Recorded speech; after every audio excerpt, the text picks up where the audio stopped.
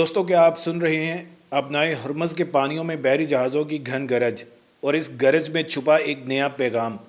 آج ہم بات کریں گے 2026 کی اس عظیم الشان اسٹریٹجک جنگ کی جو فی الحال خلیج فارس کے پانیوں میں لڑی جا رہی ہے۔ ایران، روس اور چین کا امریکی طیارہ بردار بحری بیڑوں کو ابنائے ہرمز میں کرارا جواب۔ دوستو 2026 کا یہ فروری کا مہینہ خطے کی تاریخ میں سنہرے حروف میں لکھا جائے گا۔ ایک طرف آپ دیکھ رہے ہیں کہ امریکہ نے خطے میں اپنی فوجی موجودگی کو ڈرامائی انداز میں بڑھا دیا ہے، جہاں امریکی طیارہ بردار بحری بیڑے U S S Abraham Lincoln اور U S S Gerald R Ford خلیج فارس کے پانیوں میں گشت کر رہے ہیں۔ یہ کوئی معمولی بات نہیں ہے، یہ امریکی طاقت کا وہ مظاہرہ ہے جو وہ شاذ و نادر ہی کہیں کرتے ہیں۔ مگر اس کے ساتھ ہی دوسری طرف جو منظر سامنے آ رہا ہے وہ ایران، روس اور چین کا اتحاد ہے، جو ابنائے ہرمز میں مشترکہ طور پر امریکہ کو جواب دینے کے لیے بحری مشقیں کر رہے ہیں۔ اب ذرا سوچئے، یہ محض اتفاق ہے کہ یہ دونوں واقعات ایک ساتھ ہو رہے ہیں؟ بالکل نہیں، یہ ایک واضح پیغام ہے، ایک شطرنج کی چال ہے، جہاں ایک کھلاڑی نے وزیر کو آگے بڑھایا تو دوسرے نے اپنی کلا بندی مزید مضبوط کر دی۔ میں ہوں بشارت حسین کاظمی اور آپ دیکھ رہے ہیں کاظمی 360۔ روس کے صدارتی معاون نکولائی پاتروشیو نے خود ان مشقوں کو بر وقت اور متعلقہ قرار دیا ہے۔ ان کا کہنا تھا کہ یہ مشقیں تجارتی راستوں کو مغربی قزاقی سے بچانے کے لیے کی جا رہی ہیں، اور یہاں پر مغربی قزاقی سے ان کی مراد کیا ہے؟ براہ راست امریکی بحری بالادستی۔ یہ پہلا موقع نہیں ہے کہ یہ تینوں ملک مل کر مشقیں کر رہے ہوں۔ میری ٹائم سیکیورٹی بیلٹ کا سلسلہ 2019 میں شروع ہوا تھا، جب امریکہ ایران جوہری معاہدے سے یک طرفہ طور پر نکل گیا تھا۔ اس وقت ایران نے یہ اقدام اٹھایا تھا کہ وہ خطے میں اپنے نئے دوستوں کے ساتھ مل کر اپنی سلامتی کو یقینی بنائے، اور آج 2026 میں یہ سلسلہ اپنی 7ویں سالگرہ منا رہا ہے، اور اس مرتبہ یہ پہلے سے کہیں زیادہ اہم ہو گیا ہے، کیونکہ اس مرتبہ یہ مشقیں محض رسمی نہیں ہیں۔ ان میں حصہ لینے والے بحری جہاز دیکھیے۔ چین نے اپنے جدید ترین ٹائپ 052 ڈی ڈسٹرائر تانگ شان کو بھیجا ہے، جو جدید ریڈار اور بحری جہاز شکن میزائلوں سے لیس ہے۔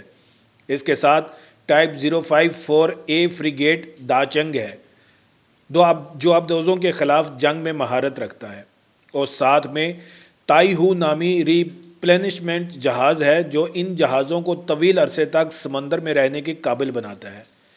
روس کی طرف سے مارشل شاپوشنیکوف نامی یوڈالائی کلاس فریگیٹ ہے، جو حالیہ برسوں میں خطے میں متعدد بار تعینات کیا جا چکا ہے، اور ایران کی بحریہ جو باقاعدہ بحریہ اور پاسداران انقلاب کی بحریہ پر مشتمل ہے، جمران کلاس فریگیٹس، ناغدی کلاس کارویٹس اور تیز رفتار میزائل کشتیاں شامل ہیں۔ لیکن یہ مشقیں صرف ان جہازوں تک محدود نہیں ہیں۔ ان مشقوں کا علاقہ تقریباً 17,000 مربع کلومیٹر پر پھیلا ہوا ہے، جو ابنائے ہرمز، خلیج عمان اور شمالی بحر ہند پر محیط ہے۔ یہ وہی علاقہ ہے جہاں امریکی طیارہ بردار بحری بیڑے گشت کر رہے ہیں۔ تو یہ مشقیں عملی طور پر تو امریکی بحری بیڑے کے سامنے ہو رہی ہیں، اور یہاں پر ابنائے ہرمز کی اہمیت کو سمجھنا بھی بہت ضروری ہے۔ یہ دنیا کی توانائی کی شہرآگ ہے۔ دنیا کی تقریباً 20 سے 30% سمندری تجارت، یعنی روزانہ تقریباً 21 ملین بیرل تیل اسی 39 کلومیٹر چوڑے راستے سے گزرتا ہے۔ ذرا تصور کیجئے، اگر اس راستے پر کسی قسم کی بندش آ جائے تو عالمی معیشت کا کیا حال ہوگا؟ تیل کی قیمتیں 50 سے 100% تک بڑھ سکتی ہیں، اور یہی وہ جغرافیائی حیثیت ہے جو ایران کو ایک زبردست اسٹریٹجک طاقت عطا کرتی ہے۔ ایران کا کہنا ہے کہ ہم اس راستے کی حفاظت کرنا چاہتے ہیں اور ان مشقوں کا مقصد یہی ہے، مگر امریکہ اسے ایک دھمکی کے طور پر دیکھتا ہے۔ اب ایک واقعہ جو اس وقت اردن میں ہو رہا ہے اور اس پوری صورتحال کو مزید دلچسپ بنا دیتا ہے۔ دیکھیے، جہاں ایران، روس اور چین ابنائے ہرمز میں مشقیں کر رہے ہیں، وہیں امریکہ نے ایران کی مغربی سرحد پر صرف 800 کلومیٹر کے فاصلے پر اپنی فضائی طاقت کا ایک زبردست بیڑا کھڑا کر دیا ہے۔ اردن کے موافق الساتی ایئر بیس پر امریکہ نے F-15E 24 کے قریب اسٹرائک ایگل طیارے تعینات کیے ہیں، اور ساتھ میں 30 کے قریب F-35A Lightning II stealth fighters بھی بھیجے جا رہے ہیں۔ اس کے علاوہ A-10 تھنڈر بولٹ II طیارے بھی ہیں، جو زمینی اہداف کو تباہ کرنے کے لیے مشہور ہیں۔ ان طیاروں کی تعیناتی کا طریقہ کار بھی بہت دلچسپ ہے۔ 16 जनवरी 2026 से अब तक 80 से जायद C-17A ग्लोब मास्टर 3 कार्गो तैयारे मुसलसल मशरिक़ वस्ती में असलहा और फौजी साजो सामान उतार रहे हैं। यानी अमेरिका महज तैयारे नहीं भेज रहा बल्कि एक मुकम्मल जंग की तैयारी कर रहा है।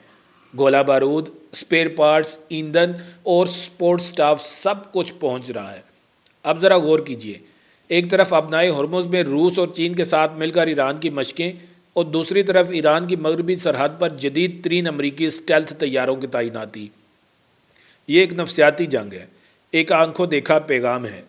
अमेरिका ईरान से कह रहा है कि देखो, हम तुम्हारे फ़ज़ाई दिफा को चकमा देने की सलाहियत रखते हैं।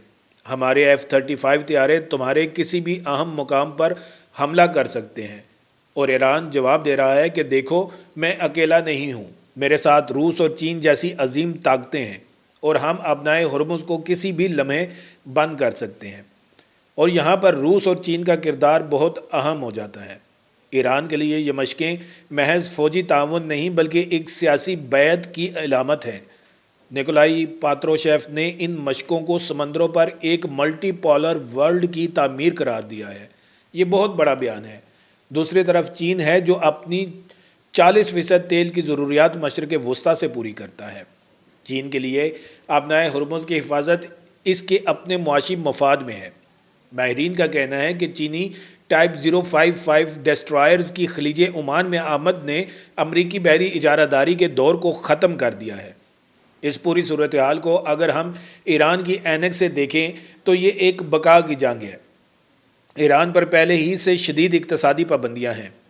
गुज़िश्ता साल जून में अमेरिका और इसराइल ने ईरान की एटमी तनसीबात पर बराह रास्त हमला किया था। अब अमेरिका दोबारा अपनी फ़ौजी ताकत को बरूएकार लाते हुए ईरान को घेरने की कोशिश कर रहा है। ऐसे में ईरान के पास चंद ही ऑप्शन हैं। एक तो ये कि वो अमरीकी दबाव के सामने घुटने टेक दे, मगर ईरानी क़यादत की तारीख इसके बरक्स बताती है। दूसरा ऑप्शन यह है कि वो अपने इत्तेहादियों के साथ मिलकर अपनी ताकत का मुजाहरा करे और वाज़ेह करे कि किसी भी हमले का जवाब तबाहकुन होगा।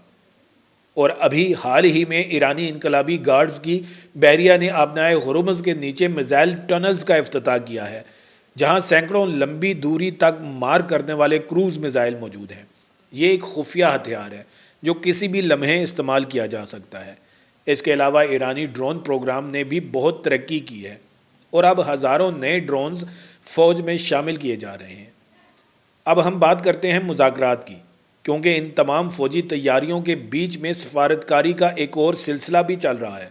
ईरान और अमेरिका के दरमियान बिलवास्ता मुज़ाकरात का दूसरा दौर 17 फरवरी 2026 को जिनीवा में हुआ।